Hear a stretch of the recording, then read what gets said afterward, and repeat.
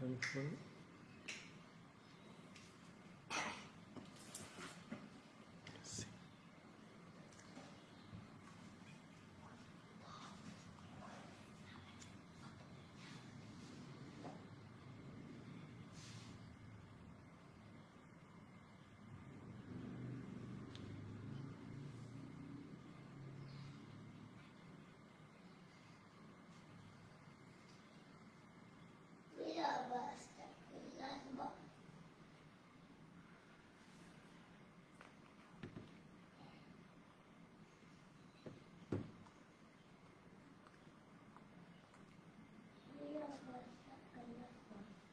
Sekarang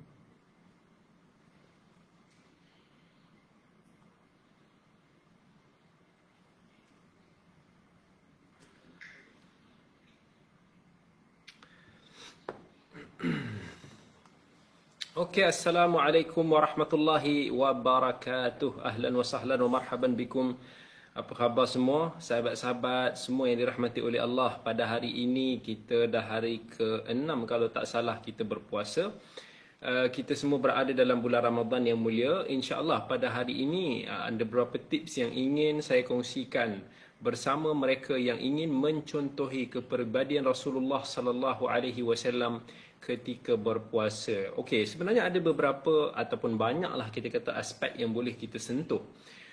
Cuma pada hari ini sukalah sempena Ramadan ni kita nak cerita juga macam mana beberapa amalan yang menepati sunnah Rasulullah sallallahu alaihi wasallam, dan sudah tentu kita semua pun kalau boleh kita nak berpuasa mengikut sunnah baginda sallallahu alaihi wasallam supaya kita mendapat puasa yang diterima oleh Allah dan supaya kita dapat menghayati Ramadan ini dengan sebaik-baik penghayatan, dan juga insya-Allah kita dapat graduate daripada bulan Ramadan ini dengan graduasi yang baiklah insya-Allah. Okey.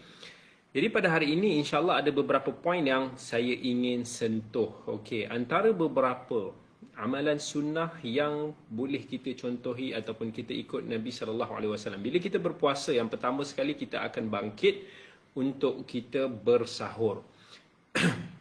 Dan dalam Islam sunnahlah bagi kita ataupun bagi orang yang nak berpuasa untuk bangun sahur. Dan ini sebagaimana yang dikatakan oleh Al-Imam Al-Khattabi rahimahullah, bahawa amalan bersahur ini menunjukkan bahawa Islam itu adalah agama yang memudahkan dan tidak mahu untuk nak menyusahkan. Jadi Islam sangat menggalakkan supaya kita, bagi orang yang nak berpuasa ini, bangkit untuk nak bersahur. Bersahur itu sebagaimana kata Nabi SAW, man arada ay yasuma falyatasahhar bi syai'. Dalam hadis riwayat Ahmad, Nabi SAW bersabda, mafhumnya, barang siapa yang ingin berpuasa, maka hendaklah dia bersahur. Jadi bangkitlah kita. Cubalah sedaya upaya untuk nak amalkan budaya bersahur ini. Ini semua adalah sebahagian daripada syariat Nabi SAW. Dan Nabi perintahkan kepada kita semua untuk bersahur kerana pada sahur itu ada keberkatan, ada banyak sangat barakah. Jadi dalam sebuah hadis Anas radhiyallahu anhu riwayat Bukhari dan Muslim, Nabi sallallahu alaihi wasallam bersabda, tasahharu fa inna fis sahuri barakah. Kata Nabi sallallahu alaihi wasallam, bersahurlah kerana sesungguhnya pada sahur itu terdapat barakah. Barakah sahur itu ada di mana? Al-Imam Ibn Hajar, Al-Hafidh Ibn Hajar Al-Asqalani ketika mensyarahkan hadis ini dalam Fathul Bari pun dia ada menyebut beberapa poin ataupun hikmah di mana barakah berpuasa itu. Dan antaranya adalah supaya insya-Allah kita mendapat kekuatan untuk nak kita berpuasa. Kalau kita tak bangun sahur, nanti kita bangun siang hari, kita rasa lapar, kita tak ada tenaga, kita rasa macam tak larat lah nak buat amal ibadah, nak mengaji pun tak larat, nak bergerak ke sana sini pun tak larat. Jadi sahur ini sebenarnya dia menguatkan kita juga untuk nak melaksanakan puasa. Dan adanya keberkatan-keberkatan. Antaranya kalau zaman dulu, dia antara bila bersahur ni dia makan bersama-sama juga.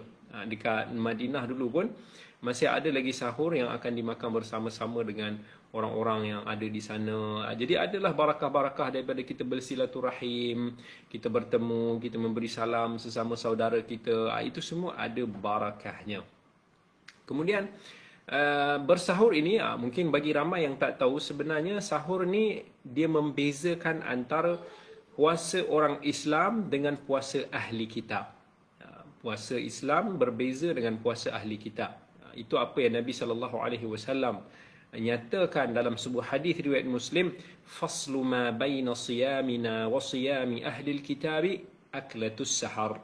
Perbezaan antara puasa kita umat Islam dan juga puasa ahli kitab terletak pada makan sahur. Sebab ahli kitab mereka ini dahulunya dia bila dah tidur tu dah tak boleh nak sahur lagi. Tapi kita umat Islam dituntut untuk nak bersahur walaupun selepas kita tidur. Kita boleh bersahur sampailah waktu subuh masuk. Jadi Islam ni sebenarnya dia, kalau kita meneliti beberapa aspek syariat ibadat Nabi SAW dan juga dalam agama Islam itu, kita akan mendapati sebenarnya Allah dan Rasulnya ini menggalakkan sangat-sangat untuk kita menyelisihi ahli kitab.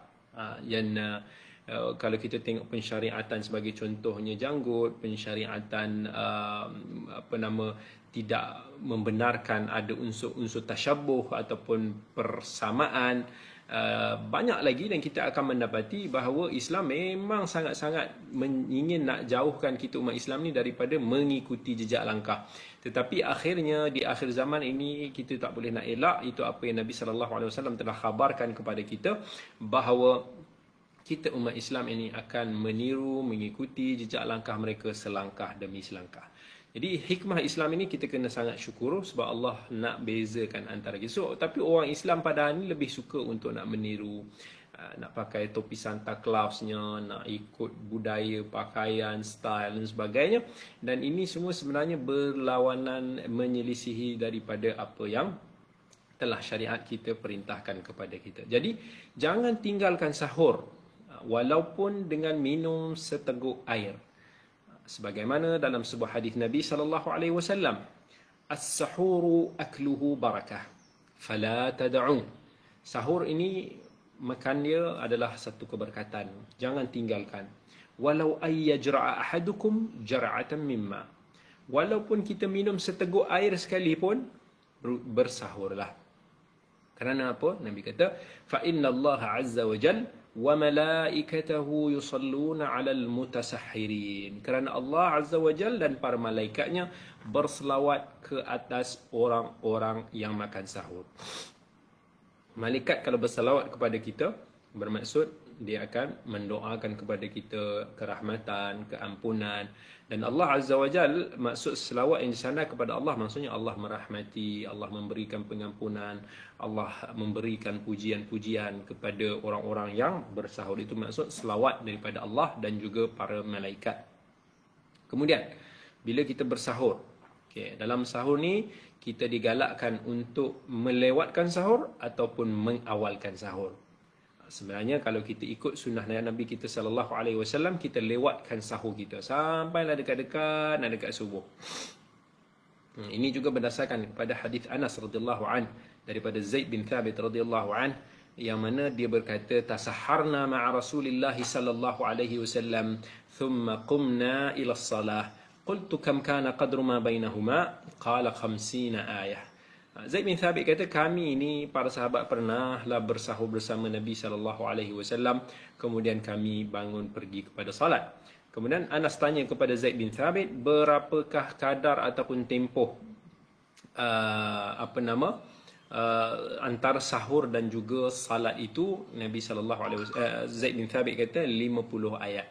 So 50 ayat dia tak disebutkan 50 ayat panjang ke 50 ayat pendek ke, maka kita ambil yang tengah-tengah. 50 ayat yang sederhana daripada surah yang sederhana, dibaca dengan tempo yang sederhana, biasanya mungkin boleh mencecah dalam lebih kurang 20 minit, 15 minit, 20 minit. Itulah kadar Nabi SAW bersahur sebelum daripada berbuka.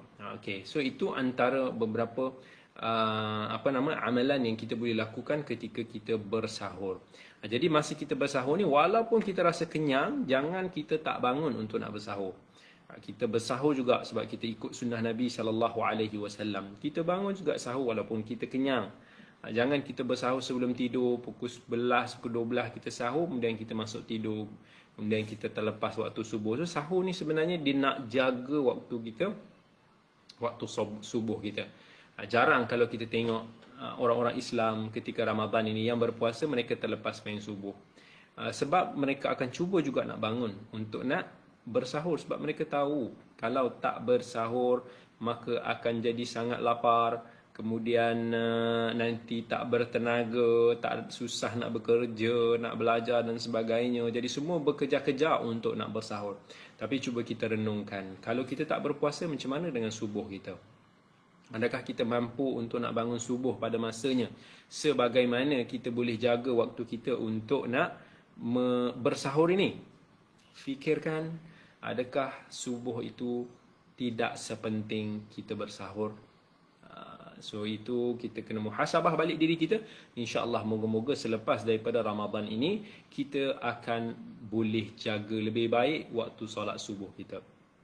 Kalau kita takut kita tak makan sahur, kita akan lemak, kita akan sengsara sepanjang hari. Kita juga kena takut kalau kita tak bangun subuh, kita akan sengsara selama-lamanya. Kita akan sengsara dengan derita di akhirat kelak. Okey, kemudian ada beberapa perkara yang bersangkut paut dengan sahur. Contohnya, boleh tak kita makan sahur setelah masuk waktu imsak? Di Malaysia ni kalau tak salah dia letak waktu imsak tu sekitar 10 minit sebelum daripada masuk waktu subuh. So imsak ni maksudnya adalah kita menahan diri. So imsak tu, bila dikata waktu imsak tu, kita kena tahan diri daripada makan dan juga minum. Adakah kita tak boleh nak makan dan minum ketika waktu imsak? Yang ini kita sebenarnya tak adalah satu dalil pun yang kuat, yang sesuai daripada Quran dan Sunnah untuk nak suruh kita tak makan dan minum dalam 5-10 minit yang terakhir itu. Allah pun kata dalam Quran, wa kulu washrabu hatta yatabayyana lakumul khaytul abyadu minal khaytil aswadi minal fajr. Allah suruh kita makan, minum sampai jelas daripada kita benang putih daripada benang hitam. Maksudnya waktu fajar. Jadi kita makan sampai waktu subuh. Tapi bila azan tu kita stop lah. Cuma bolehlah digalakkan lah. Maksudnya bila dia sebut tentang waktu imsak ni, sebenarnya nak suruh ajar kepada kita supaya kita jangan masa tu lah baru kita nak prepare nak makan. 10 minit terakhir tu baru nak tanak nasi, baru nak masak Maggi, baru nak buat air kopi. Mungkin dikhawatiri tak sempat. Mungkin dikhawatiri akan terlajak, mungkin akan kita mungkin termakan setelah azan. Jadi waktu-waktu itu juga tak apalah, baiklah juga untuk nak menjadi satu peringatan. So kita boleh kata macam waktu imsak ni adalah traffic light kuning. Traffic light kuning yang memberi amaran kepada kita berhati-hati. You must prepare to stop. Itu maksud daripada waktu imsak tersebut. Dalam hadis Nabi SAW, Nabi kata al-fajru fajran. Fajar itu ada dua. Fajrun yuhramu at-ta'amu wa tahillu fihi as-salah. Satu fajar yang mana tak boleh lagi kita nak makan dan kita boleh menunaikan salat. Itu maksudnya fajar yang sadiq, fajar yang betul. Dia ada, kalau kita tengok, adalah cahayanya tu. Wa fajrun tuhramu fihi as-salah. Dan fajar yang kita tak boleh salat subuh walaupun dah timbul fajar tersebut, tapi kita boleh makan. Maksudnya waktu kita bersahur itulah. So masa tu dia ada fajar yang macam mana kita nak cakap, antara cahaya itu ada different antara fajar yang sadiq dan fajar yang kadhib. Pada hari ini kita dah tak tahulah apa maksud fajar sadiq, fajar kadhib, sebab kita dah tak tengok matahari. Kita kat Malaysia ni pun kalau tengok, kalau kita tak tengok ke langit, kalau kita tengok langit pun kita tak nampak pun fajar-fajar tu, sebab penuh dengan awan, cuaca yang mendung, hujan dan sebagainya. So kita jarang boleh nampak. Kita hanya ikut kepada kalender, kepada Google, apps kita yang telah menetapkan waktu imsak dan juga waktu kita melakukan salat. Nabi SAW dalam hadis yang lain mengatakan inna bilalan yu'adzin bilail fakulu washrabu hatta yu'adzin ibnu ummi maktum. Bilal ni dia azan yang pertama, nak panggil orang, nak ajak orang, nak kejut orang. Nabi kata masa tu nak makan minum, makan minum sampailah azannya ibnu ummi maktum. Bila ibnu ummi maktum ni azan, maksudnya telah masuknya waktu subuh, then you have to stop. Ini adalah hadis yang diriwayatkan oleh Al-Imam Al-Bukhari rahmatullahi alaih. Baik, ini sunnah yang pertama yang boleh untuk nak kita amalkan ketika kita berpuasa. Yang mana sunnah yang kedua adalah kita bersegera dalam berbuka. Kalau sahur, kita lewatkan, berbuka, kita segerakan. Ini berdasarkan kepada hadis Nabi SAW, la yazalun nasu bi khairin ma'ajjalul fitr. Manusia akan sentiasa berada dalam kebaikan selama mereka menyegerakan berbuka. Even dalam hadis yang lain Nabi SAW sebut, dalam hadis dari Ibn Hibban, Ibn Khuzaimah, la tazalu ummati ala sunnati ma lam tantadhir bi fitrihan nujum. Umat aku ini akan sentiasa berada di atas ajaranku, di atas sunnah aku, selagi mana mereka tidak menunggu munculnya bintang di malam hari untuk nak berbuka puasa. Yang mana ini apa yang dilakukan oleh beberapa golongan Rafidah. Mereka ini bila nak berbuka puasa, dia akan tunggu sampai dah lewat malam sikit, dah nampak bintang-bintang baru nak berbuka puasa. Kita tidak. Kita maghrib tu saja kita berbuka, segera berbuka. Tak kira lah sama ada kita masih kenyang lagi ataupun kita sibuk macam mana sekalipun, Allahu Akbar, Allah, terus minum, terus makan. Itu maksudnya kita segera berbuka dengan apa yang ada di samping kita. Kalau kita tengah memandu, suasana tengah traffic jam, biarlah kalau boleh adalah sikit apa-apa. Kalau ada gula-gula pun, makanlah gula-gula tu. Maksudnya apa yang terdaya, yang termampu untuk nak kita berbuka. Dan Nabi SAW biasanya berbuka puasa sebelum menunaikan salat maghrib. Dan bukannya maksudnya Nabi salat dulu maghrib barulah berbuka. So ini antara contoh yang kita boleh ikut daripada Nabi SAW. Mungkin ada yang tertanya-tanya, Ustaz, saya nak makan nasi ini dulu ke saya nak makan nasi ini selepas daripada kita salat maghrib? Ya, kita tengok keadaan. Kalau biasanya kita makan dengan keluarga kita, kita makan keluarga kita ni, makan je lah nasi tu yang dah terbentang di hadapan mata. Itu pun mungkin tak ambil masa yang lama, pun 15 minit, 20 minit untuk nak kita habiskan, kita berbuka. Jangan minum dulu, lepas tu nak solat dulu, nanti dalam solat tu dah tak sabar-sabar, dah tertunggu-tunggu nak makan. Tapi kalau kata kita nak makan, contohnya kita nak makan sikit dulu, makan benda-benda kudapan, benda-benda yang boleh dengan kadar yang boleh membuatkan kita ini tidaklah kehilangan khusyuk kita dalam salat. Yang bolehlah kita solat tu tak adalah nak fikir makanan, dah okey, boleh lapik perut, it's okay, tak ada masalah. Dan juga kalau kita contohnya kita bersama dengan tetamu, dengan kawan-kawan, and kita nak bersembang lama, so kalau kita ada plan nak bersembang lama ketika makan, maka kita sebaiknya juga kita makan dulu dengan kadar yang boleh melapik perut kita, dan kemudian kita solat, dan selepas solat kita bolehlah nak sembang, nak makan apa-apa yang lain-lain. Tapi jaga kesihatan, jangan makan terlampau banyak. Kan? Dan Nabi SAW dalam hadis riwayat Ahmad dan Abi Daud, kana Rasulullah sallallahu alaihi wasallam yuftiru ala rutabatin qabla an yusalli.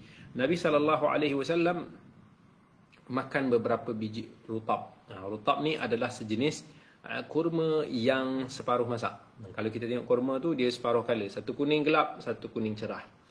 Ataupun orang panggil dia kurma basah. Itu rutab. Rutab ni dia rasa dia pahit-pahit sikit. Dia tak macam kurma kering tu kan. Dia ada orang suka, ada orang dia rasa macam kelat sikit. So itu apa Nabi SAW, dan dalam riwayat tersebut menyebut bahawa kalau tak ada rutab, Nabi akan makan dengan kurma. Kalau tak ada, Nabi akan berbuka dengan air. So itu antara apa yang kita boleh lakukan. Kalau kita ada kurma, kita makan kurma. But kalau tak ada kurma, sebahagian daripada ulama mengatakan kita gantikanlah dengan sesuatu yang seerti dengannya, iaitu kita makan contohnya manisan-manisan. Sebab kalau kita tengok kurma ini dia tinggi dengan glukos. Jadi glukos ni bila kita makan tu kita cepatlah bertenaga. Kalau kita makan manis-manisan pun dia ada kandungan glukos yang boleh memberikan kita tenaga segera. So apa-apa makanan yang boleh memberikan kita tenaga segera digalakkan juga untuk nak kita berbuka dengannya. Sebab tu kita ada beza kan bila kita tengok kita berbuka antara air kosong berbanding dengan kita berbuka dengan air tebu. Kalau kita tengok berbuka dengan air tebu ni cepat je kita dapat tenaga balik sebab dia manis. Kita minum air tebu tu sometimes kita dah rasa macam it's okay lah. Makan sikit pun dah cukup dah. Tapi kalau kita buka air kosong ni rasa macam masih lagi kita lapar, kita nak makan lagi. Sebab tenaga kita masa tu masih lagi tidak fully ataupun tidak recharge. Alright. Kemudian yang keempat, tapi sebelum kita masuk yang keempat, ada beberapa perkara yang saya nak berikan para pendengar ni supaya dapat satu faedah, iaitu kenapa Allah Azza wa Jal memerintahkan kepada kita untuk kita menyegerakan berbuka dan kita melewatkan daripada bersahur. Sebab ada hikmah dia. Yang antara hikmah dia adalah Allah nak mendidik kita macam mana untuk nak kita segera dalam menunaikan perintah Allah ataupun segera dalam kita meninggalkan larangan Allah. Sebagai contoh, kalau kita tengok masa kita nak bersahur, Allah suruh kita lewatkan. So kalau contoh kita lewatkan sahur, kita tengah makan sedap-sedap, tiba-tiba azan Allahu Akbar, kita pun stop. Walaupun tengah kunyah ayam yang sedap, tengah kunyah kambing gitu, kita stop. Sebab Allah telah perintahkan kepada kita untuk berhenti.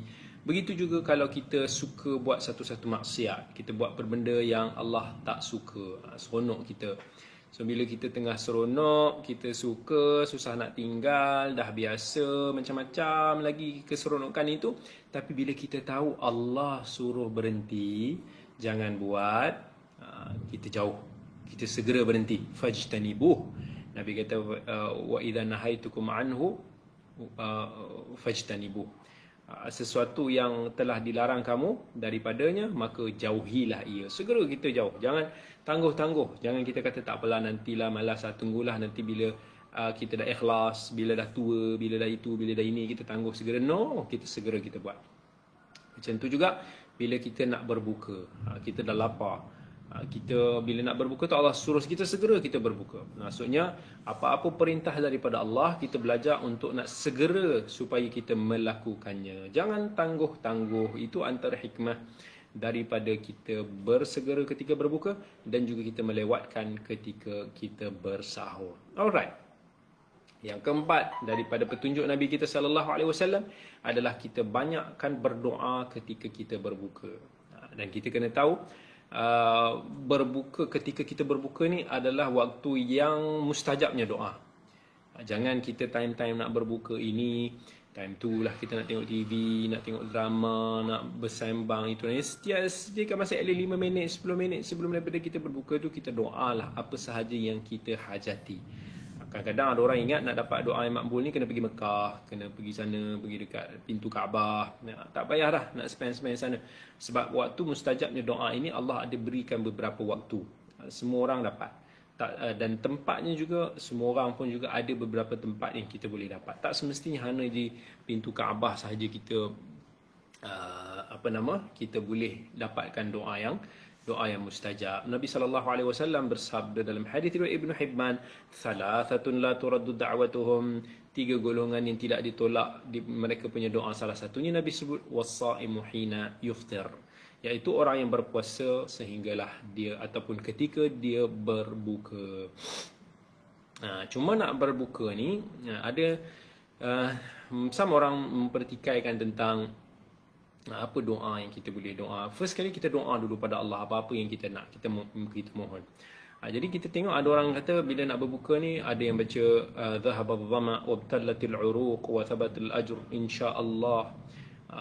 Telah hilang rasa haru, rasa dahaga, urat-urat telah basah, pahala telah ditetapkan insya-Allah. So ada orang kata ini adalah doa daripada sunnah. Wallahu taala alam, saya hadis ni juga ada kritikan dari segi kekuatan statusnya, dan saya melihat dia bukanlah satu berbentuk doa yang kita pohon kepada Allah. Dia lebih kepada satu ucapan ataupun ikrar daripada Nabi SAW bila dah makan tu rasa dah lega dah hilang dahaga dah.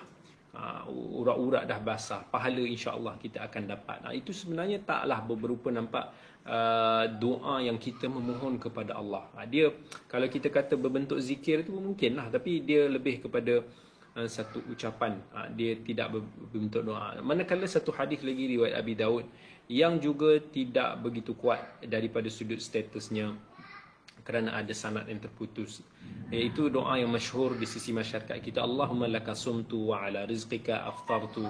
Ya Allah, kepada engkau lah aku berpuasa dan kepada engkau aku berbuka. Yang ini tak apa kalau kata dia lemah, tapi nak kata asal nak doa ni tak ada masalah lah. Doa lah apa-apa yang boleh. Doa ni tak terikat dengan lafaz, walaupun sebaik-baik lafaz adalah apa yang warid daripada Nabi kita sallallahu alaihi wasallam. So kalau nak doa apa sahaja, kemudian nak membaca bismillah sebelum makan, that's okay, you can do that. Yang penting kita sediakan waktu tersebut untuk berdoa sebanyak mungkin yang kita boleh.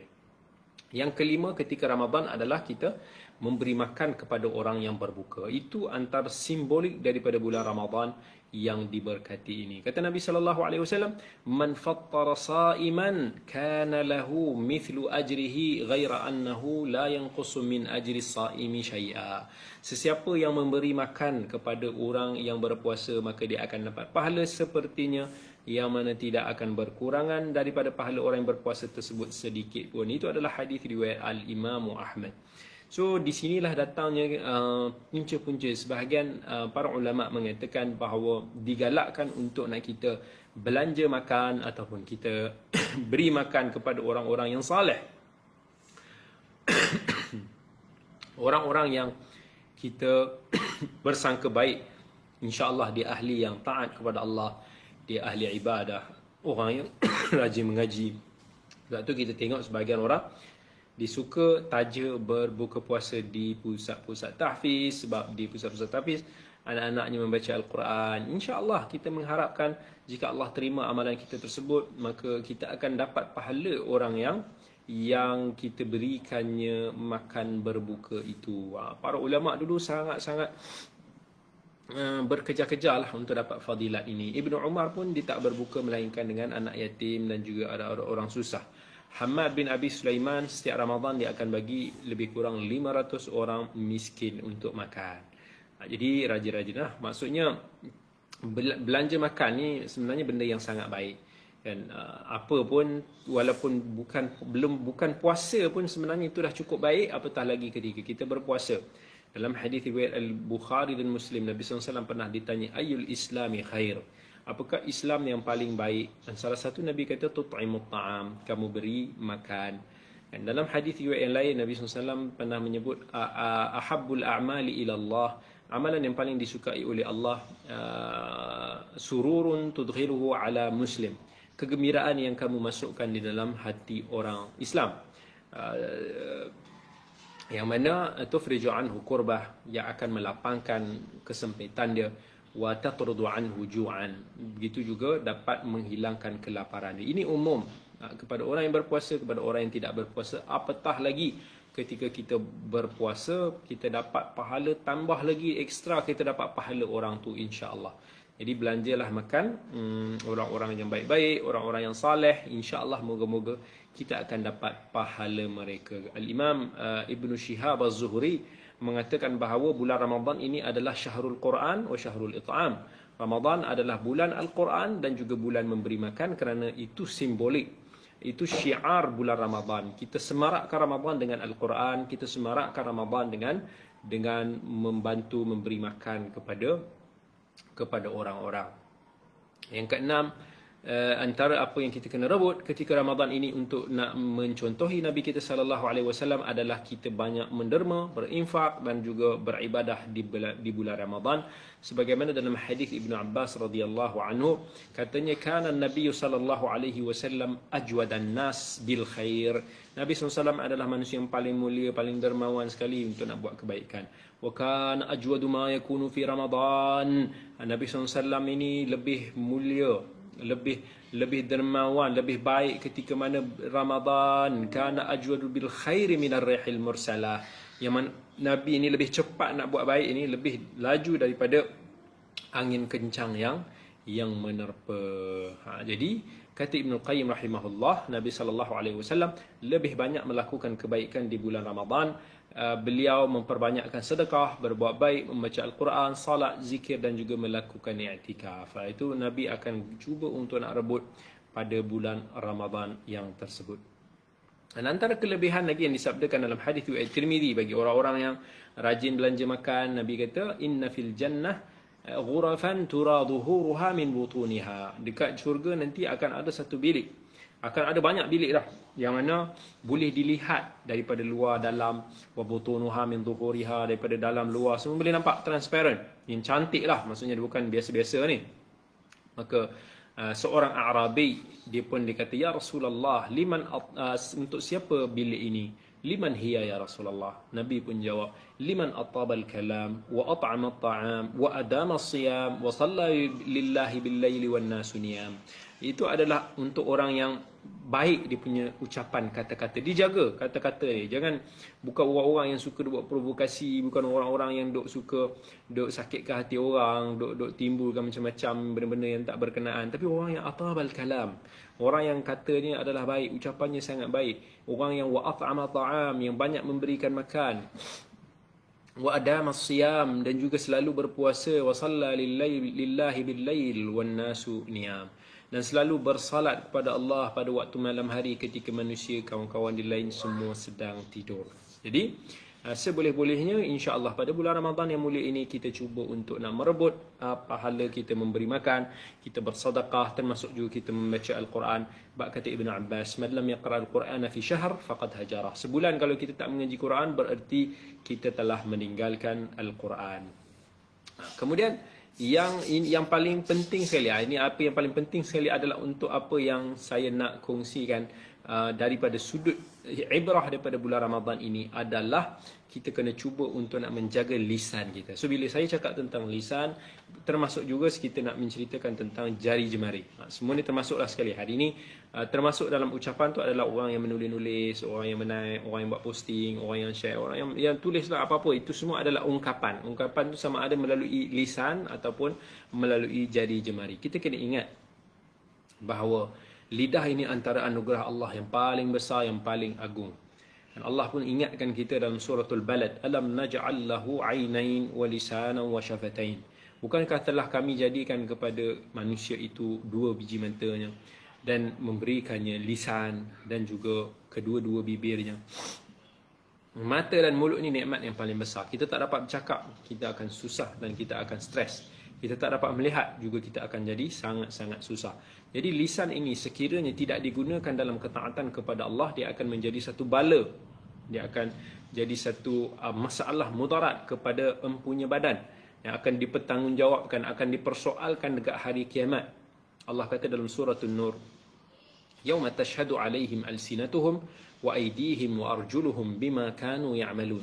Hari yang mana, maksudnya hari mahsyar, yang akan menjadi saksi kita adalah lidah-lidah kita, tangan-tangan kita, kaki-kaki kita, semua atas apa yang kita kerjakan. Nak tak lidah-lidah kita nanti dekat akhirat nanti akan memusuhi kita.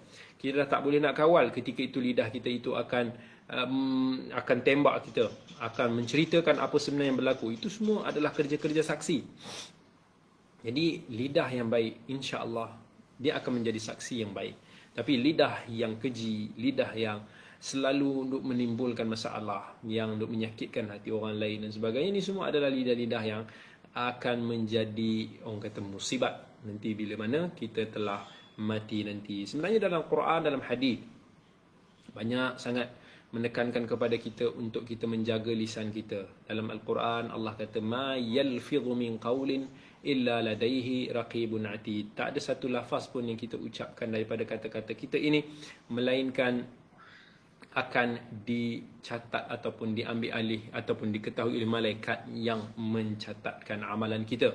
Kan dalam hadis riwayat Tirmizi, pernah Mu'adz bin Jabal dikata dia bertanya kepada Rasulullah sallallahu alaihi wasallam tentang amalan yang boleh mendekatkan diri kita kepada syurga dan menjauhkan kita daripada api neraka. Maka Nabi sallallahu alaihi wasallam menjawab, dia kata, diambil lidah dia dan Nabi kata, kufa alaika hadza, jaga lidah ni.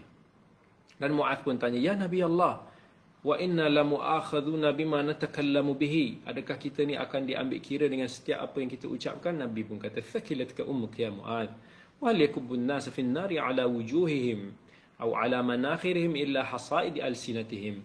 Manusia ini dekat akhirat nanti Nabi nak cerita bahawa yang ramai sekali kena heret kan, atas wajah ni kena heret, muka ni kena heret ni adalah kerana lisan kita sendiri. Ada orang dia kata, alah tak apalah, dia ni mulut je jahat tapi hati dia baik. Mulut dia pedas, dia tak peduli dia cakap apa, dia nak sakitkan hati orang, tapi dia kata tak, dia baik sebenarnya. Dia taklah seperti apa yang dia tulis, dia taklah seperti apa yang dia cakap. Macam tu. Adakah itu boleh menjadi justifikasi untuk nak kita memperkatakan apa-apa yang Allah murkai? Tak boleh. Dalam hadis riwayat Bukhari, Nabi SAW pernah mengingatkan kita ancaman Allah. Nabi kata, innal abda la yatakallam bil kalimah. Manusia ni akan boleh jadi dia bercakap tentang satu kalimat, one word, ma yatabayyan fiha, yang dia tak jelas apa yang dia ucapkan itu baik ke, apa yang dia ucapkan itu tak baik ke, menyakitkan hati orang ke tak menyakitkan hati orang. Dia tak peduli pun, dia tak muhasabah pun, dia tak kira pun. Apa kata Nabi? Yuhwa biha fin nari ab'ada ma bainal masyriqi wal maghrib. Akan dicampakkan kerananya ke dalam api neraka dengan jarak yang lebih jauh daripada timur dan juga barat. So, nak tak kita dicampak dengan jarak yang begitu jauh dekat akhirat nanti, kerana satu perkataan kita boleh mendapat azab tersebut. Sebab tu jangan pakai cakap, jangan pandai tembak, jangan pandai buat tuduhan, jangan pandai ini, jaga, berhati-hati. Kita tak tahu, mungkin kita tertuduh orang, kita terfitnah orang, kita cakap something yang tak betul ni semua. Itu semua boleh jadi balasannya api neraka. Sebab tu nak jaga lidah kita ni bukan mudah, sangat susah sekali. Dan Nabi SAW pernah sebut dalam hadis Bukhari dan hadis Sahal bin Sa'ad. Nabi kata, man yadman li ma baina lihyaihi wa ma baina rijlaihi adman lahul jannah. Siapa yang boleh jamin kepada aku ni, dua celah mulutnya ni, maksudnya dua celah janggut misai, maksud mulut, lidah, ataupun wa ma baina rijlaihi, maksudnya siapa yang boleh menjamin juga kemaluannya, maruahnya, adman lahul jannah, aku akan jamin dia dapat syurga. So ini perkara yang sangat susah. Siapa daripada kalangan kita, boleh tak kita hari ini menjamin yang kita, insya-Allah kita tak akan cakap benda-benda yang tidak berkenaan, yang tak patut. So orang yang berjaya dekat akhirat, kata Nabi SAW, adalah orang yang menjaga lisannya. Bila Nabi SAW ditanya dalam hadis riwayat Tirmizi, man najah, Nabi kata, amsik alaika lisana. Kejayaan itu bila ditanya, apa itu kejayaan? Nabi kata, bila mana kamu boleh jaga lidah kamu. Kalau tak jaga lisan, khalas, susah. Ada sahabat Nabi Sufyan al-Thaqafi, dia pun tanya, ya Rasulullah, ma akhwaf ma takhafu alai. Ya Rasulullah, apakah benda yang kau paling takut terhadap diriku? Nabi pun fa akhadha bi lisani nafsi thumma qala hala. Nabi pun tunjuk lidah dia, Nabi kata ini. Maksudnya lidah ni kalau kau tak jaga, itu yang paling aku khawatir ke atas diri kalian. So kita tinggalkan benda-benda yang tidak patut, yang tiada keperluan. Sebab banyak benda-benda yang tiada keperluan bila kita sembang dan kita keluar, itulah yang akan menyebabkan kita akan terjebak dan tergelincir. Ibn Mas'ud dia pernah bagi warning kepada kita, anzartukum fudul al-kalam bihasbi ahadikum man balagha hajatahu. Aku dah bagi warning kepada kamu, jangan cakap lebih-lebih. Nah, cukup dengan kadar apa yang memenuhi keperluan kita. Sebab nak menjaga lidah ini lagi susah daripada kita nak jaga harta kita, lagi susah daripada kita nak jaga duit ringgit kita semua, aset kita, lagi susah. Sebab duit ni kalau kita nak belanja, kita akan berhati-hati, kita akan fikir berapa, kita akan kira sikit. Tapi bila kita nak bercakap, kita tak kira-kira, kita tak peduli pun, kita tak muhasabah pun apa yang kita ucapkan. Sebab tu medan bercakap ini sangat-sangat bahaya. Pesan Ibn Mas'ud, wallahi alladhi la ilaha illahu ma syai'un ahwaju ila tul sijnin min hadzal lisan. Demi Allah yang tiada Tuhan selain daripadanya, kata Ibn Mas'ud, tak ada sesuatu apa pun yang lebih perlu untuk dipenjarakan selain daripada lisan ini. So lisan ini sangat-sangat penting. Kita kena jaga. Kita tengok, kalau kata ada maslahat, kita bercakap. Kalau kata kita tak tahu maslahat ke, ataupun dari sudut keburukan dia tu nampak macam sama banyak, kita tahan diri kita. Sebab boleh jadi benda tu asalnya okey, harus, tetapi bila kita bercakap, dia terlajak pergi kepada benda yang makruh, kepada benda yang haram. Ini yang banyak sekali terjadi. So paling penting sekali untuk nak kita berjaga-jaga, sebab movement of our lisan, our tongue is the most dangerous thing kepada hamba. Kerana itu Al-Imam Ibn Qayyim rahmatullahi alaih, dia mengatakan bahawa alangkah menghairankan, sebab dia bertemu dengan ramai orang yang mana berusaha bersungguh-sungguh nak jaga daripada sudut sumber hartanya, tak nak makan benda yang haram, daripada dijaga tak nak zalimi orang lain, dijaga daripada berzina, daripada mencuri, daripada minum arak, daripada melihat benda-benda yang haram dan selainnya. Tetapi sangat susah untuk dia nak menjaga daripada movement lisan dia. Sampai dia kata boleh jadi kamu akan mendapati orang tu nampak baik je, soleh, nampak rajin beribadah, nampak macam alim, nampak macam zuhud, tetapi dia duk bercakap dengan kalimah-kalimah, dengan ucapan-ucapan yang boleh mengundang kemurkaan Allah, yang dia tidak peduli. Macam kita tengok kadang-kadang ada ustaz-ustaz, ada juga para penceramah, banyak orang macam tu. Netizen, kita ada jabatan netizen. Kita ada juga banyak penceramah yang kadang-kadang tak peduli pun. Dia nak tembak sana sini, dia nak mencarut, dia nak maki hamun si fulan dan si fulan. Sampai seolah-olah dia tak risau one word dia tu mungkin tersalah. Kerana satu word itu, kata Ibn Qayyim, sebagaimana hadis Nabi tadi, boleh dicampak ke dalam api neraka dengan jarak yang lebih jauh daripada barat dan timur. Kata Ibn Qayyim, berapa ramai orang yang kamu tengok dia nampak macam warak, dijaga diri dia daripada perkara-perkara yang keji, daripada benda-benda yang nampak macam menganiaya orang, tetapi lisan dia sentiasa akan menikam, akan menyembelih orang, sama ada yang telah mati ataupun yang masih lagi hidup. Dia tidak peduli dengan apa yang dia katakan. Bukankah itu apa yang kita lihat, apa yang kita dapati dalam kehidupan kita sekarang? Kita dapati banyak dalam kalangan kita, kawan-kawan kita, siapa-siapa yang kita tengok. Justru kata sebahagian para ulama, 9/10 daripada dosa kita adalah kerana daripada lisan kita. Pesan Al-Imam Asy-Syafi'i rahmatullahi alaih, ihfaz lisanaka ayyuhal insanu la yaldaghannaka innahu thu'banu kam fil maqabir min qatil lisanihi kanat tahabu liqa'ahu syuja'anu. Jagalah lidah kamu, hai manusia. Jangan biar dia menyengat kamu, sebab dia umpama ular. Jangan bagi dia patuk. Berapa ramai orang yang dah mati dekat kubur disebabkan lidah dia. Padahal masa dia hidup ni, orang yang sangat ditakuti. Lidah dia ni macam gempak lah, macam berani sangat lah. Nampak macam garang, macam ganas lah. Nampak macam orang ramai takut kat dia. Tapi berapa ramai orang yang dah mati sekarang, orang-orang macam tu mati disebabkan lidah dia sendiri. Dan sebahagian daripada para ulama mengatakan bahawa lidah ni ada dua musibat. Musibah yang pertama adalah bila kita merasakan diam itu baik, okey, no problem. Nabi pun kata, man kana yu'minu billahi wal yawmil akhir falyaqul khairan aw liyasmut. Siapa yang beriman kepada Allah dan hari akhirat, maka berkata baiklah ataupun dia berdiam diri. Tak apa, berdiam diri itu baik dalam perkara yang baik. Tetapi sometimes talbisu iblis, bisikan halus iblis mengajak kita, menyuruh kita untuk kita mendiamkan diri di dalam perkara-perkara yang hak. Kita nampak kemungkaran di depan kita, kita tidak mencegahnya. Kita tahu benda itu sebagai salah, batil, kita tak mau memperkatakannya. Kita ingat berdiam diri itu lebih baik. So kata ulama, as-sakitu 'anil haqq syaitanun akhras. Orang yang mendiamkan diri daripada kebenaran diumpama syaitan yang bisu, asin lillah, yang berlaku maksiat kepada Allah. Ini kita kata musibat yang pertama. Dan Nabi pun pesan, man ra'a minkum munkaran falyughayyirhu biyadihi fa in lam yastati' fa bilisanihi fa in lam yastati' fa biqalbihi wa dzalika adhaful iman. Orang yang melihat kemungkaran ni cuba sedaya upaya untuk ingkar. Kalau dia mampu dengan tangan, dengan tangan. Kalau tak mampu dengan lisan, kalau tak mampu dengan hatinya. Itu kita peranan. Agama ni adalah nasihat. Nasihat, kita menasihat. Of course, bila kita nak menasihati dengan cara yang berhikmah, supaya orang tak lari, supaya kita dapat menyampaikan seruan kita itu dengan baik. Itu semua perkara-perkara yang kita kena raikan. So musibat yang kedua pada lisan kita tadi, berdiam diri di atas kebenaran, itu juga musibah.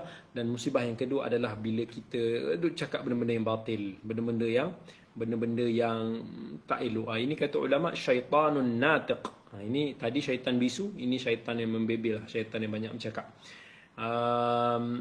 Dan ini lebih banyak orang terbabas dalam bab ini. Sebab bila dia bercakap banyak, makin banyaklah kesalahannya, makin banyaklah potensialnya untuk nak dia tersilap. Yang ini semua kita kena berhati-hati dan kita kena jaga.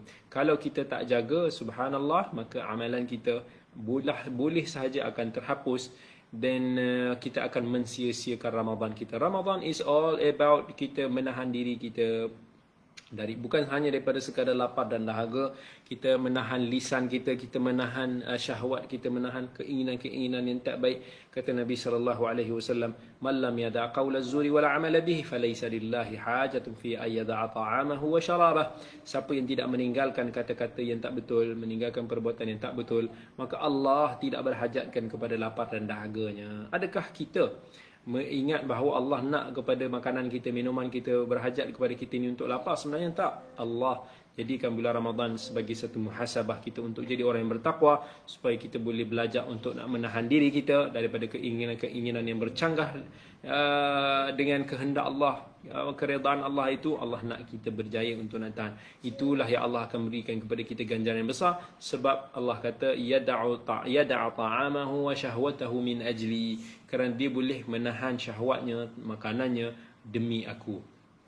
So Ramadan ini kita mengharapkan semoga kita boleh mengaplikan sunnah Nabi kita sallallahu alaihi wasallam, jadikan Nabi kita sallallahu alaihi wasallam sebagai satu contoh tauladan dalam kehidupan kita, khususnya ketika kita sedang berRamadan ini.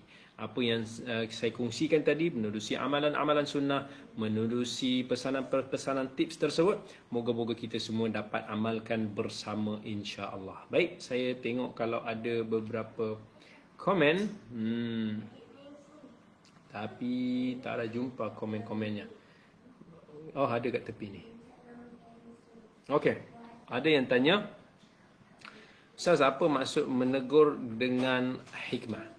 Menegur dengan hikmah, maksudnya hikmah itu adalah bijaksana. Allah kata dalam Al-Quran, ud'u ila sabili rabbika bil hikmah, serulah ke jalan Tuhanmu dengan penuh bijaksana. Hikmah ni adalah bukan semestinya lembut pada setiap perkara. Dia boleh jadi lembut, boleh jadi keras. Dia bergantung kepada keadaan tempat tersebut, keadaan suasana, keadaan orang yang kita dakwah tersebut. Boleh jadi keadaan dia, orang tersebut, karakter dia memerlukan untuk nak kita berlembut. Boleh jadi ada kala kita kena berkeras, tengok pada keadaan. Kalau dia jenis sangat-sangat sensitif, kita jangan pula asyik nak berkeras. Dia mudah sentap, dia tak mau dengar nanti. Kalau dia memang jenis yang kering hati sikit, tak apa, kita boleh berkeras tu mungkin lebih berkesan untuk dia. So kita tengok keadaan. Orang Arab tak jalan sangat lembut-lembut ni, dia kena keras sikit. Orang Melayu tak jalan sangat nak keras-keras ni. So ada benda kita kena ni. Tapi kita kena raikan dengan berhemah. Maksudnya kita kena teliti tutur bicara kita, tulisan kita, kena tempohnya. Itu semua memerlukan kepada orang yang bijaksana. So kita kata ramai orang yang berilmu, tetapi tidak ramai orang yang berilmu itu berhikmah. Kita nak jadi orang yang berilmu dan juga berhikmah. Dan dengan itu insya-Allah kita sama-sama boleh jadi orang Islam yang memberikan manfaat kepada orang yang lain. Kita ada soalan. Assalamualaikum Ustaz, saya tahu Ramadan waktu untuk bertaubat, tapi bagaimana kalau masih diburu sesalan dosa silam? Okey, kalau kita sudah bertaubat, dengan syarat bila kita bertaubat, kita ada syarat-syarat taubat kan, kita berazam untuk tak ulang, kita dah tak ulang lagi, kita tinggalkan amalan tersebut. Kita menyesal dengan apa yang kita lakukan. So kalau ada that kind of ciri-ciri dan elemen, maka insya-Allah kita telah bertaubat kepada Allah dengan taubat yang jujur. Kalau kita masih lagi terbayangkan dosa-dosa silam kita, tak apa, terbayang itu benda biasa. Selagi kita masih waras, selagi kita masih ada hati, kita masih ada akal, kita akan terbayang-bayanglah dengan dosa-dosa yang pernah kita lakukan. Kita istighfar. Bila kita teringat, kita istighfar. Kita tahu kita tak nak ulang lagi. Tapi kalau benda yang menghantui itu, dia menghantui, maksudnya seolah-olah macam nak menghasut kita supaya kita lakukan kembali dosa silam tersebut, kita minta perlindungan daripada Allah. Falyasta'idz billahi minasyaitanir rajim. Kita sebut, ya Allah, aku berlindung kepadamu daripada kejahatan syaitanir rajim. Falyasta'idz billahi minasyaitanir rajim. Jadi kita kena insya-Allah kita raikan perkara-perkara ini. Dan sekalian saya telah masuk waktu zuhur, dan insya-Allah saya memohon izin untuk pergi menunaikan salat zuhur, dan kita semua pun sama-sama tunaikan zuhur kita insya-Allah. Bagi yang sedang bekerja, kalau ada surau boleh pergi surau untuk nak menunaikan salat kita, tunaikan salat kita insya-Allah pada waktunya. Kita doakan semoga Allah berikan keberkatan kepada kita semua, moga barakah ataupun moga Ramadan ini adalah barakah bagi kita semua. Jazakumullahu khairan. Terima kasih banyak-banyak. Aqulu qawli hadha wa astaghfirullahal azim li wa lakum. Wassalamu alaikum warahmatullahi wabarakatuh. Terima kasih semua.